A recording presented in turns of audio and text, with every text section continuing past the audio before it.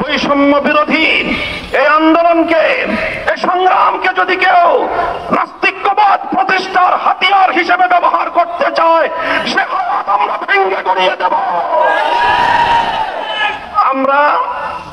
আমরা সবসময় শান্তিপ্রিয়, কিন্তু আমাদের ধর্মের ব্যাপারে, আল্লাহর পয়গম্বরের ইজ্জতের ব্যাপারে, আল্লাহর কোরআনের সম্মানের ব্যাপারে, ইসলাম ধর্মের গৌরব মর্যাদা রক্ষার ব্যাপারে আমরা আপোষহীন।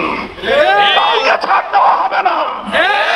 শান্তিপ্রিয় একটি সাম্প্রদায়িক সম্প্রীতির অনন্য দৃষ্টান্ত স্থাপন করে নতুন বাংলাদেশ এগিয়ে যাবে।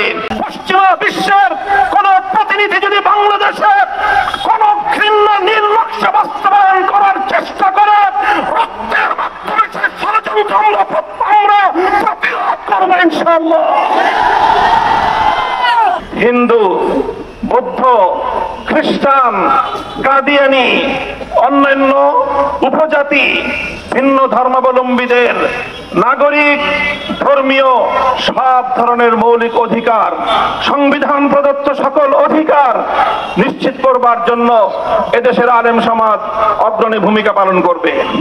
হেফাজতে ইসলামের পক্ষ থেকে সারা দেশের আলেম সমাজ, ইমাম সমাজ, মসজিদের লক্ষ কোটি মুসল্লিয়ানে কেরাম এবং ধর্মপ্রাণ মুসলমান ভাইদের প্রতি আমি আবারও দৃষ্টি আকর্ষণ করে উদাত্ত আহ্বান জানাই, আপনারা আপনাদের চলমান ভূমিকা অব্যাহতভাবে পালন করে যাবেন।